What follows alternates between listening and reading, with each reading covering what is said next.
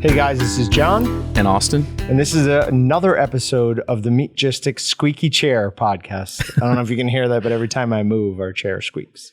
You're good. Mine's good. You move more than I do, so we give you the no. I assume I move significantly more than you do. Oh, big time. Yeah. I'm not good at sitting still. We need new chairs. Yeah, definitely. Yeah. Okay, so we've got a couple of things to talk about before we get to Meat Matters real quick. Austin and I leave next Wednesday. We have a 20-ish hour drive ahead of us up to Missoula, Montana, where we're going to be at the BHA event Rendezvous. It's their yearly gathering. Going to get a chance, hopefully, to meet some really cool BHA members, some other vendors. I'm going to have a wild game cooking demonstration at the very beginning of it. I'm just going to make some bratwurst out of whatever they give for me. I'm going to do the Supreme Pizza. I did send, along with that, I sent casings, seasoning, and cheese. I was like, I might as well. Okay. I just send it up there. So it's up there, or it's on its way up there. So that ends Saturday. Your and my plan is, as soon as we're done there, hop in the car and start the trek back. So hopefully we could be back midday Sunday. In theory, if we drove all the way through, we'd be back around noon on Sunday. Yeah. So then sleep all day Sunday. I'm not coming in Monday. I won't be at work on Monday. Yeah. And then I have a new employee starting Tuesday, hopefully. So I have to come in then. So that's our next week. And we're gonna have a little fun with the drive too, since it's about 20 hours up and 20 hours back. We were talking about this the other day. We're gonna bring something for recording equipment and see if we can't record at least a podcast, maybe multiple. We could record depending like 40 podcasts. We go, yeah. We'll see. We'll record at least one. Get some road trip with Jon and Austin thoughts out there. Sure. And we'll probably have some fun with it. Probably won't have any like Meat Matter stuff. It'll just be like me talking about, oh, I see a red cow. I see a... Yeah, I don't know what it's going to be about, but it should be fun. All right, so we've got some other things to discuss as well as what's going on Waltons.com. But on the live stream on Monday, Austin said that was it on the live stream or was it after? No, it was last week. It was last podcast? We're talking about this? Okay, yes. Yeah, it was after the last podcast. Austin said he had food for us this time and that my problem with it would be the delivery system. I've been trying to figure out what that means, and he's got it in a white styrofoam cup. We're eating it with spoons. Okay. So it's in a cup and it's with spoons and it's meat. So it's just weird and different. But you have this horrible propensity to feed me awkward things. It's not horrible. I'm trying to expand your... Yeah. So I found something the other day that I'm like, this is great. I'm going to make Jon eat this. It's not going to be bad. Should I... do we want to play the game where I taste it and then try and figure out what it is? Or is it going to be obvious once I see it? I don't know. I've never tasted it.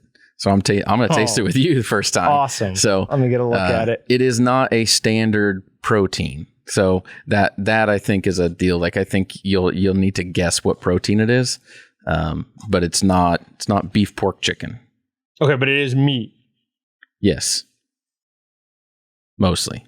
It looks like almost like a bouillon. It actually looks like baby poop. I thought it was cookie butter, Is very much what it looks like. To be honest, it very much looks like baby poop. I have my daughter just turned 5 months yesterday, and that is exactly what her poop looks like. Nope. It's like that yellowish brown. A dirty brown mustard. It doesn't smell good either. Even the consistency. Yeah. Just to make that. What's up? Show the camera, please. It doesn't smell good either. I don't know how to describe the smell, but unpleasant. It looks like applesauce. Sort of. You said cookie butter, and oh, how I wish it was. I thought it was. I go, that's his favorite, right? Okay. Smelling it, it's got like a very beef stewy kind of smell, but not the good stuff in the beef stew. Like after you've eaten all the beef and it's just stew, plant stuff left and stew stuff left. I can't tell So if he's it looking is- forward that's to not- it. That doesn't smell bad. Oh, it does. Doesn't smell good. No, I actually think it'll be appetizing. Are you ready? We have a spoon for Patrick, No. but he has politely declined to partake. How big are you? Okay, so a full. I got a full spoon. full You know, spoon. Yeah. after lunch, I All right, can't one, really eat anything. 2, 3. Oh man. Oh, it tastes like nothing. Oh, nothing's It's this. just kind of Yeah, it's got Blah. a nothing taste. Is it crickets? no. Ah. Okay, it's not that obscure protein. Okay. Then give Okay, me- so that's the floor. We okay, know what. So we know it's more normal than crickets. I think there's coloring in it too, Okay. because that's not what the color should be. That's not what the color should be. Why would you aim for that color? I have no idea. Is this like your emergency food? Did you like open up emergency food? No, but that would actually That- be really fun That to would do. be a good one That's a good to guess. do. We can't use any of mine because I need all of mine for the end times. Do you want a hint? Yeah, give me a hint. It's not as bad as I thought it was going to be. I thought it'd be worse. But you said something earlier that I said no to, but you were actually right. Oh, well, that's not fair. What is it? Today, Uh-huh. I said baby food. Okay, so it's Oh, baby you did- food. It's baby Oh, food. okay. Oh. Okay. So yeah, as soon as you said, "Oh, there's a new like meat baby Is that food what this out," is? that's what this is. Yes. I was just Oh, like, you nailed it. It's Dang meat it. baby food. It's meat So- meat.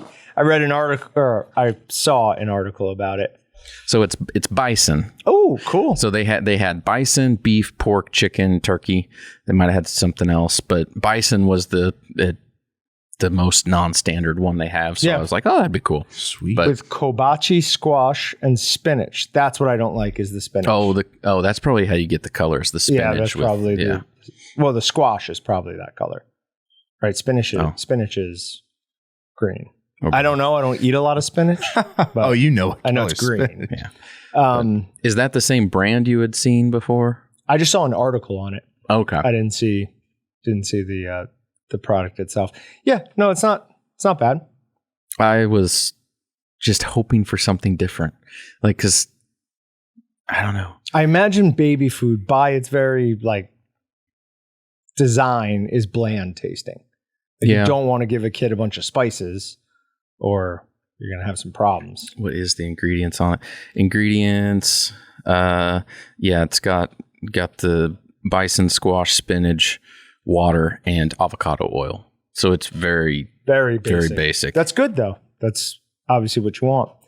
20 milligrams of sodium. Yeah, it needs like a whole tablespoon of salt in this whole thing. Of course you want to put more salt in it. Speaking of salt, I do have the ribs in the slow cooker over there. It's Dr. Pepper and your firecracker rub. I'm going to say initial smell tests, not promising. Does not smell good. How Coated them. did you do? Is there like liquid Dr. Pepper sitting in the bottom, or did you marinate it with Dr. No, Pepper? no, liquid. It's cooking in Dr. Pepper. Okay, so then the ribs were just rubbed with firecracker. Rubbed within an inch of their life. I used about 3/4 of a shaker on one rack. There you go. You're learning the ways of Austin. I even said it during, well, it's because it's for you, because you love that seasoning. It's like Austin loves to over season things, so I'm just going to put as much on this as I can. And then when I was pouring the Dr. Pepper in, I was trying to keep it like to not splash on the seasoning. Once the Dr. Pepper touches something in the seasoning, the fizz is out of control. Yeah.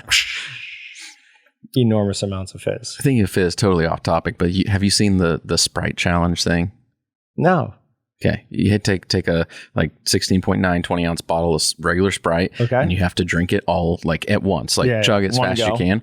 And you Not burp. can't burp, can't do anything. When you're done, you will either have the most massive burp of your life or you will puke. Sprite Yeah, it's foam too everywhere. Yeah, that is way too much. Maybe a 12-ounce I could do. I will say this, when I'm really thirsty, like if I've been out working all day in the yard I don't ever have Sprite around, but when I am super thirsty and Sprite is an option, it is by far the best like thirst quencher. Now Yeah. it's got a disgusting amount of sugar in it, so I don't really drink it, but what I do like is the Sprite Zero. Yes. And then my grape drink stuff, best drink ever. However, Yeah. I have not been drinking hardly any of those. I've been drinking mostly water for the past week or so. I've also mostly the only caveat, or the only thing I've eaten in the last 5 days that wasn't either a fruit or just meat is like these little keto coconut and chocolate bars that I eat. I'm starting to feel better. You back on the diet train. Starting to get more like my workouts have been better, like meaning that they're happening beyond me just looking at the weights and going, all right, I guess I'll do something. Like I've actually been putting effort into it again. So what's perfect about this is we're about to screw all of that up by going away for 4 or 5 days next week. So I'll fall right back off and we'll be eating combos and all this nonsense in the car. I imagine it won't be too bad while we're out, just because the BHA group, from what I've seen, like they're a more active and physically fit group. That's and true. That they're like a lot of what we see is just it's more activity in nature and Fair doing point. things than, I mean, yeah, not to call out other organizations, but some of the other conservation organizations, I think it's more about just raising money and more of a feel good thing than like actively participating. Doing something. Yeah. That's why the BHA. Well, one of the reasons I'm sure that Good Morning America, right? Yeah, I don't remember if it was ABC or CBS. Yeah, it was one of those. It was one of those. Had a big production with BHA where they went out with the CEO. He took them fishing.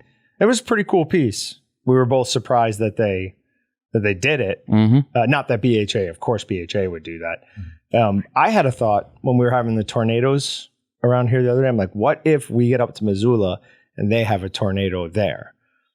My thought was, well, we've got the perfect people in Missoula to help clean up. I think everybody would just immediately start pulling lumber hopefully off of people. Mm-hmm. So hopefully not off of people. Well, I mean, the people in their basements. Yeah. Okay. Yeah.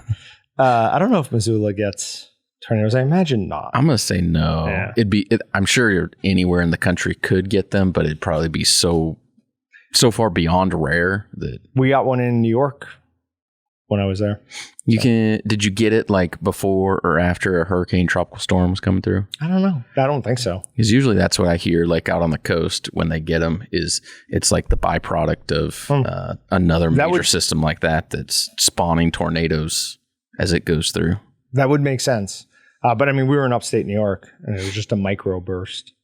So weird. Yeah. I don't know. All right. The 20 and 30 pound Walton's electric sausage stuffers are on the website.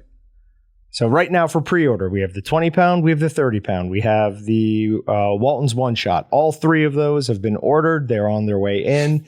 Patrick and I did some stuff grinding one shot versus regular this morning, and it was 5, probably more than when we finally figure it out exactly, but it was at least 5 times as fast doing it through the one shot. That's insane. And in my opinion, just my opinion, actually I have something to back this up. It might be a little bit cleaner of a grind. So the first time I used this system, I ground it. I'm like, okay, it looks great to me, but probably should get a commercial opinion on that. So I put it in the fridge and I was going to ask somebody in commercial sales to come look at it after lunch. And I just happened to walk back in from lunch and I saw Kurt, and Kurt's like, that's a great grind in there. I was like, well, that's perfect. That's exactly what I wanted to hear. And it does a great job, like perfect, like really, really nice fat particles and lean particles. So very happy with it. Another thing, the whole mix meat in between, or mix in between grinds thing. So we did that last week, 2 weeks ago. And one of the major things about that is you wouldn't necessarily want to mix your salt in and then regrind it. And since we're telling everyone to use prepackaged seasoning, that's not an option. But I do feel like I need to do a test on the speed of after you've mixed your meat in, that second grind versus no seasoning. Because this is just a hunch. It's just really from watching the video Patrick shot. The second grind seemed to be a little bit quicker when it had the seasoning mixed in. You think so? It really did. Because in theory, it should be the opposite. So right? why? Because as soon as you add the salt, you're going to create protein extraction faster and easier. And as soon as you start doing that, it gets sticky, and it's going to get more likely to bind up and slow down instead of just processing and running through. Okay, but if it's sticky and it's binding up, it might actually do the opposite. Could be pulling it might through. Allow it all to like go down because it gives it some resistance. Because what's causing the back pressure is that stuff's all loose and it wants to just escape to the area of least resistance. If it's all bound up and something starts going, everything's going to go with it. The rest of it's going to pull along. Yeah. So Okay. I'm gonna do some side by side trials on that. Hopefully here somewhat soon. But super excited for both of those. The electric sausage stuffer is going to be great, especially for people who do a lot of their own processing. Now, there are definitely some rules with the electric sausage stuffer. If you're doing snack sticks, you are the only binder that we're going to say can be used with it is the Sure Gel. I found that out. I tried to do soy protein blend in it when Sure Gel was hard to get. And just, it did not work. And I was talking to your father about it, and he's like, yeah, when Sure Gel first came out, I can't remember the person's name, but he's like, so-and-so. And Probably Jerry. Was it Jerry Hall? It's either Jerry or Jay. I bet you it was Jerry. Anyways, he said, what's going to make this so amazing is how much better it will be for snack sticks. I was like, well, why is that? He's like, oh, it'll make stuffing so much easier. I'm like, well, that is absolutely true because it is a difference of night and day. Yeah. And then you are going to want to use the high end of the water recommendation. So we always say if you add Sure Gel, you can add up to 1.5 liters. Quarts. Quart liter. I mean, they're honestly, thing? they're close. Okay. They're close. Liters. 1.5 liters of water per 25-pound batch. And then the smallest casing or the smallest stuffing tube it's coming with is a 13 millimeter. We tried to get a 12 millimeter, but there's all sorts of issues getting down to that size. 13 millimeter, no problem. 21 millimeter snack stick casing goes right on there. You can get a 19 millimeter snack stick on there, but there's some tricks to it, which still don't make sense to me, but I've done it like 30 times and it works every time. Yeah. I even talked to our Devro rep, Devro's who we get all our casings from, and he didn't even bother responding when he eventually figured out. He goes, what did he say? He said, that stuffing tube is way too big for that casing, and he just stopped responding. He's like, you guys are stupid. But it does work. It does work, so I was interested in that. A couple other quick things. I thought we did, but I talked to J. Michael Kaminsky yesterday. Is that yesterday? Yeah, it was yesterday. And he said we didn't thank him or Dalstrong for the obliterator. I was sure we did. I'm pretty Maybe sure we did it after? Unless we weren't recording at the time. It was a live But stream. that was the live It stream. was a live stream. I swear, because he said we didn't. I'm like, well, we definitely did. Yeah. I'm almost positive we did. If we didn't, huge thank you. Obviously, that was awesome. Really appreciated it. And then he also mentioned that he said, hey, something funny. He's like, if you ever like want to know a dog treat, it's like your collagen casings, dogs. So what his story was, his dog found a package of them and got through them and like tore them all up, was hiding them around the house. So I was like, oh, that's awesome. I have some like stale collagen casings. I'll bring them here or bring them home. So I did that and I like ripped off a piece and gave it to each of them. And they were like, whatever. They didn't care about it. But they were real interested when I pulled it. So I'm like, oh, they want to like, so I broke it in half and I gave each one half. And Riggins immediately goes down, puts it between his paws and just starts going, grab, pull, grab, pull, grab, pull. Because that's what he wants to do. Brutus is just over there with his head down, like chewing on the whole collapsed thing. I was like, he's going to choke on that. So I tried to get a bone and like show it to him so he would switch it out. No, he just swallowed the whole thing. So now I'm like, oh my God, how bad is that for his insides? But perfectly normal this morning. His bathroom, no problem. It should digest just fine. It digested just fine. Yeah. But if you're ever if you're ever looking for something to do with like old collagen, dogs like them, especially if it's collapsed down. They can like play with it and pull it. A much softer version of a rawhide bone. Very, very much softer. Yeah. But they enjoyed it. That's cool. All right. You got anything else before we go to Meat Matters? Nope. Okay. So there's an article from Business Insider, oddly enough. The article says scientists are sending free lab-made bacon to people who developed meat allergies from the tick bite, trying to understand the odd disorder. So this is alpha-gal. Now, these pigs that they're using to create the bacon are modified for organ transplants and are designed to prevent organ rejection. So, alpha-gal is involved in the rejection of animal-to-human organ transplants, since it alerts the immune system that the tissue came from a different species. So when scientists set out to make a pig that could be used for organ donors, they genetically engineered a herd of alpha-gal-free swine. Now, the response from the people at AGS was mostly positive. No one had an allergic reaction from the modified meat. People generally enjoyed the samples. That's pretty crazy. That's weird. So who was it that saw this whole tick meat allergy alpha-gal thing and was like, hey, we have a whole herd of pigs over here that are, could possibly help somebody out with that. It's just stunning that that's what it is. So what's happening? The tick is biting the person and it's making their body have an autoimmune response anytime another, like a protein that I guess is similar enough enters the body. Because I guess it's a lot more serious than I thought. I thought that you were just going to get sick, like throw up, go to the bathroom. People go to the hospital. Mm-hmm. So it's a much bigger deal than I thought it was initially. What I like is one of the headlines in the article says the pigs were FDA approved as both food and medicine. How awesome would that be to get a prescription from your doctor for bacon? For bacon? You have to give me this. Oh, it'd be amazing. It's required. My doctor said so. Then there was one that actually technically came before this, but this is in Vermont. 5 poachers killed so many deer that it'll take years for herds to recover. So these were 5 guys who were just not paying any attention to hunting laws and just poaching, killing deer whenever they wanted.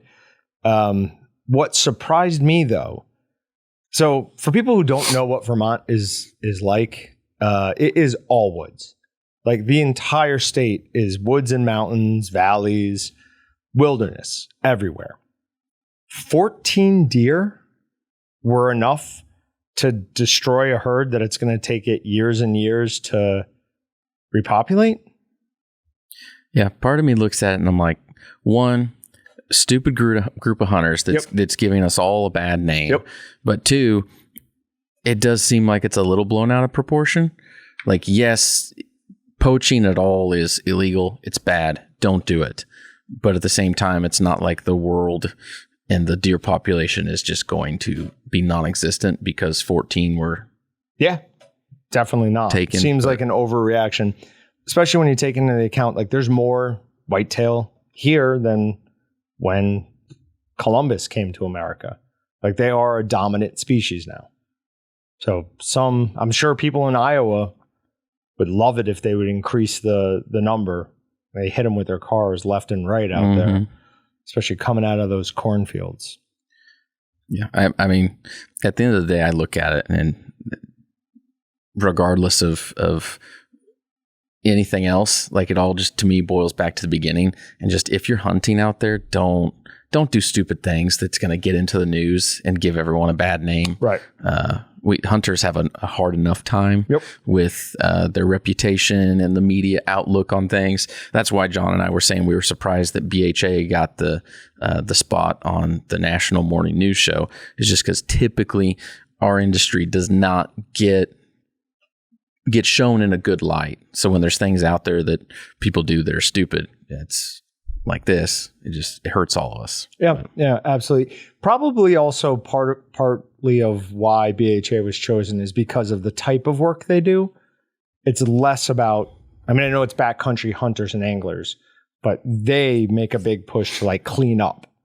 So it's not like, hey, let's all go hunt. It's like, hey, let's all go make this area more beautiful. Yeah, that's one of the cool things that I think BHA National does it, but specifically in the state of Kansas, their pack out event, and what we do with that, we basically say for every bag of trash or equivalent, because they end up pulling out stuff that it doesn't go in trash bags. Yeah, it's tires, it's a mattress, it's whatever. Yeah. But trash bag or equivalent, we donate $5 to the state of Kansas BHA group. And so that ends up equating to a lot of money. Sure. We write them a very hefty check. But it's cool that they go out and they clean up state parks, clean up public grounds. They just go through and just pull out all the trash that everybody else just throws out for whatever reason, but they take it upon themselves to just make sure that what we have out there in public lands is clean and beautiful. Yep. They work with game wardens. Kurt's told me a couple stories of game wardens getting in touch with them, basically saying, hey, this area out here needs some attention. Yeah. And they'll organize something and go do it. Pretty awesome. Next article is from wbur.org, and it's More Than Money, the Monopoly on Meat. So really long article. We will go ahead and post the link on Meatgistics on the podcast post. But I just want to highlight a couple of things. First, the guy, Bill Bullard, I've reached out seeing if he has any interest in being on the podcast. I've read his name numerous times here in the last couple of months.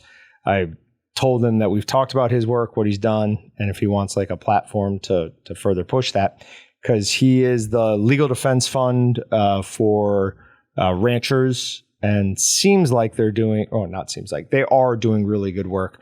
Couple of quotes from the article to kind of highlight that. So he's talking here, says, well, we have about 729,000 independent cattle producers to ranchers left in the United States of America. That's a decline from 1.3 million head just a few decades ago. Today, we have 6 million head fewer cattle in our cattle herd than we had just 4 decades ago. The interviewer then asks him, when is soon enough? What if this gets fixed in the next 5 to 10 years? His response was, that's way too late.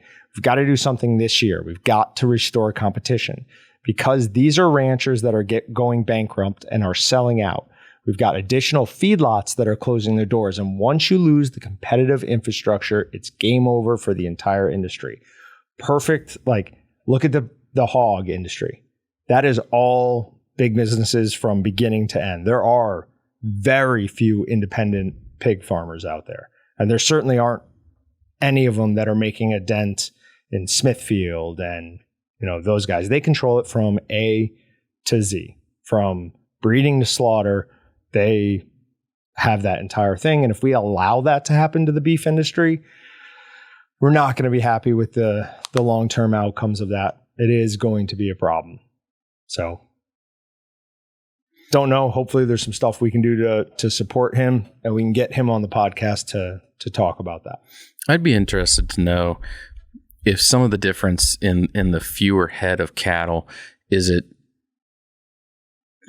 how does that relate to the actual meat consumption? Is meat consumption going down, going up? I would assume, and from what I've known and seen in the past, it's not going down, at least like that. If we have 6 million less, is it just, basically my thought goes to, is it just because the turnaround from birth to harvest is faster?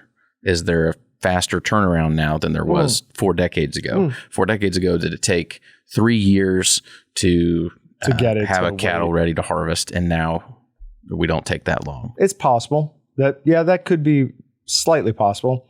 I'd guess that it is more that there's just less there's way more huge factory farming ranchers, and there's way less independent ones. Oh, so maybe that's 6 million fewer in just the independent herd? Yes. Okay. Yeah, that's how I read it, at least. That would make more sense. Yeah, okay.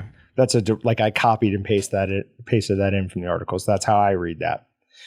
But it's definitely something to keep our eyes. I mean, we've complained a decent amount about JBS, all the big ones and some of their practices. If we continue to lose these small to medium ranchers, it's only going to get worse. Beef prices are only going one way. And that's the really annoying thing is they're not making money. Our beef is more expensive. So all that money's going somewhere. Either lower the price of my beef or at least make it more fair across the industry. And we've talked about in the past, a big part of this problem is the auction lots. They've made agreements with these big companies ahead of times where they're just like, yep, this is how much I'll pay. So there's no negotiation. There's no actual auction. It's all preset, which is not how it was set up to be. Yeah, we've already seen a few antitrust type lawsuits come through, and one of them got settled like super snappy. Yeah, it'll be interesting to see where things lead over the next year, 2 years, and if anything else comes out, if it all just kind of fizzles away. I don't know. But those settlements that they're paying, I'm sure they're just like, yeah, whatever, pay this. Like, you can't just keep letting them pay money to get away with it. At some point, you have to go, no, this is an unfair practice. I'm obviously not a big regulation guy. I'm more libertarian and all that. But, I mean, there are good reasons to prevent monopolies in the United States. So, okay. All right. This one's interesting. This was an article in UPI Health News, and it says, colon cancer red meat risk study. So it says, patients' risk for disease recurrence or death from colon cancer was not affected by their eating red or processed meat, according to researchers. Those who consumed up to 15 servings per week of red meat and up to 30 of processed meats had essentially the same risk for colon cancer recurrence or death, the data showed. Now, it also says those who had reported consuming on average 7 servings of red meat per week had a 16% lower risk for cancer recurrence or death than patients who consumed an average of less than 2 servings per week. So interesting how we're starting to see some studies come out reversing field on the quote unquote risks of eating red meat. Now, to be completely fair, I put a note in here so I remember to talk about it. They followed these people for 8 years. They didn't say it, but to me, what that means is they're relying on a food diary of sorts, which I've criticized numerous times in the past as very unreliable. So take this with a grain of salt, but 16% is a significant risk reduction. Mm-hmm. So there's something there. Yeah, which that's like the opposite of everything, at least I've heard in the past number of years. Is and that for the last 20 years, probably. Red meat and processed meat, you eat it and you're going to get cancer. And colon cancer. Yeah, I just kind of ignore it and I'm like, whatever, I'll take my chances. So the reverse of this coming out now and it being a reversal of what was previously pushed or said or whatever, have anything you think to do with the rising cost of beef? The fact that it is more expensive now, almost like they're like, oh, we better give beef some positive spin. Doubt it. You don't think so? I don't think so. But I mean, it's hard to say. Okay. Who really knows? For my own personal safety, I'm disagreeing with John right now. So He doesn't want to be capped. yeah, I don't want to be in on that. So. Oh, did you see? I put a note under last week's podcast. There was another big fire at a processing plant. Oh, Jesus. So, I mean, You're on it. I said, did I say that too soon? No, because my theory is that it's not actually anything sinister. What it is, it's two things. It's a breakdown of infrastructure. Like a lot of these plants were built in the 60s and 70s, and they're probably trying to save money and haven't been maintained as well as I know of local, not meat processing plants, but I know of local plants who are going through that now, having more problems than ever, because for the last 20 years, they've been like, no, let's save money. Don't replace this. Don't replace that. So everything's hitting all at once. They're going down constantly, and it's causing me personal annoyance in loss time with a certain somebody that I would like to spend more time with. So I think it's that. And I also do think it's people just are not as diligent as we once were. I think all these TikToks and reels and everything, I think it's shortened our attention span to the point where people, as they're doing their jobs, they're probably losing attention. Like they're like, I can't think about this for more than 30 seconds. So their brain. So welcome to my world, everybody else. That's what happens to me. That's what's wrong with my head. Do you have anything else to add to that? The only thing is, I mean, talking about the whole like maintenance thing, and if things are run down, I would not really knowing for sure, but just looking at it high level. I mean, that would be my first assumption, right? Is that, trying to get too much out of it and not putting enough back in to maintain things. That could be probably a pretty good causation of some of those things. And then add in the fact that we're talking, like a lot of these places deal with either a lot of animal lard, animal fat, which is very flammable. Once it catches, I don't know, burns like crazy. Once you get a fire going, you've never thrown some fat onto a fire after it gets really hot. That was intentional. Just thinking, does that like somebody first? I'm not arguing that point. I'm just like, would it really make a fire worse in like a meat plant because of what the fat is that goes through there? I don't know. Depends how much fat, I guess, right? Just go with it. I would say. Yes. I think they use some animal fats for candles, so I got your back, John. Thank you. Thank you. But also, when you start thinking about like cleaning materials, additives, like one of them was a potato chip. Have you ever looked at the ingredients on a potato chip? It's a bunch I can't recognize. I bet you a good amount of those have a flammable portion to them. Well, most food is flammable in some sense anyways. What food wouldn't be flammable? If it's water. Jello. Jello would not be flammable. What if Jello is like a candle? What if it'll burn? It's amazing. There's probably a Jello branded candle out there somewhere. So Jello's gelatin made from like horse powder. Crichton? What is that word? Like hooves and stuff. I can't think of the word. Creatine? It's not creatine. No clue then. Whatever. I can't think of the word. But I would... Cretans. I would bet that it does have some flammability to it. So gelatin, it's made from like skin and bone of certain animals sometimes. There's a word. We'll never find it. Never find it. All right. Well, we'll never know whether or not Jello burns or not. There's your title. Well, it's like that. Does Jello burn? It's not food related. I feel like some people were setting different foods on fire to prove that they like don't burn or anything like that. Like I think people were taking cheese, like American cheese slices, and putting it under flame, and it was just like not burning how normal food would burn. But then they also did the same thing with snow recently, but then it takes a single scientist to just discredit what happened. So there's probably a natural occurring phenomenon. But anyways, just are you saying that snow was burning? It was turning black and it wasn't melting. But there was I'm not going to tell you the explanation because I can't regurgitate it. I can't regurgitate it, but there was an explanation. But it just reminds me of that. Okay, fair point.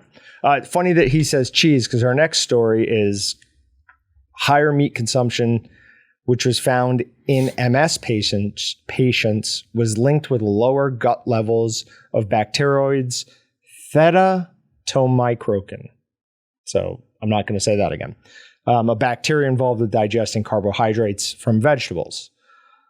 So if you eat a lot of meat and you don't eat things like yogurts and healthy cheeses, is what I wrote down, because American cheese does not count. There's healthy cheese? That is a cheese-like product. Yeah, I was going to say, is American cheese actually cheese? Is it or is it like product? Velveeta where it's, Yes. No, like healthy cheeses like Parmesan. Like real cheese. Not like the shaker Parmesan, which is often a lot of cardboard in it. As we talked about in the past. I'm not eating. I don't think I've ever had cheese in my life. Then what are we talking about? Actual, like from a wheel. You gotta go to Where do you get a wheel of cheese? You get a slice of the wheel. Yeah, go to Dillon's and they have like a little reach in refrigerated section of cheese. I love that. And I can't actually buy like a whole wheel or even the big chunks. They always have like the little like sample me sections. Yeah. That's where I get mine from. And if there's something on sale, I'm gonna buy it. Yep. And a lot of times I'll look for just like a little slice, just a little triangle of it. That's, I don't know, $3-4. I'll do that to try something new or different. Yep. So this Dylan's right down here in that section, all the way at the bottom or all the way at the end. They have that box, and that's all on sale. Yeah. So I always get that and a thing of prosciutto, and then I'll cut some cheese and I'll wrap prosciutto around it, and that's like a amazing. snack. It's delicious. But take some probiotics.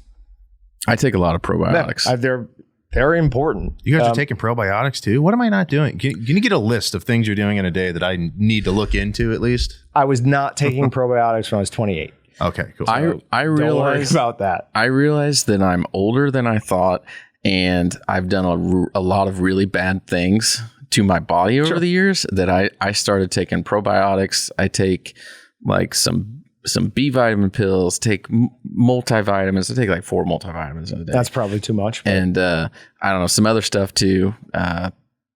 Some like omega things. Sure. I don't know. Omega-3. I take a whole gamut. I literally have like pill containers. My wife for same morning thing. and evening, because that with actual like medicine I take. Yep. Can you feel a difference when you don't take your supplements for like a day or so, or does Supplements? it take, No. Well, I'm you know what I mean. The stuff that you can't. guys are taking. Yeah. I think not for a day or two. I think I can, but I don't know. I deal with some weird stuff. I'm like hypersensitive with how my body feels sometimes. You're more in tune. Little things changes and it bothers me. Yeah. But there's actually I take some actual other medicine. If I don't take it, I'll know I'm not taking it for like 2 hours after I was supposed to take it. I've seen you on those days where you forgot it at home or something. My wife, I always tell her she's going to be a great old person because for like the last 5 years, she has those pill like Monday, Tuesday, Friday. I'm like, you're already all set. This is going to be nothing for you. But I do like, I have 5 people I know in the last 5 years, and one of them I don't really know, who have developed MS. Jeez, I don't feel like it was that popular or not popular. I don't feel like it was that common. I only know one guy with it currently. So it's my buddy's father. So. Oh, and that's older anyways. But yeah, no, it seems like it may be a more... You're like Dr. Manhattan, where everyone that hung around him just got cancer after a while. So it's actually, you're the common denominator between these 5 people's life. So you're radioactive. Interesting. I don't like that thought, but it's an interesting thought. Quit meeting new people, and people won't. Don't give it to anyone else. No, I'm uninterested in making... I'm friendly, but I don't want more friends at this point. Yeah. We were talking about that before you got in. My oldest brother works at State Farm. He tells new hires, he goes, "I got 5 brothers. I don't need any more friends." So I don't.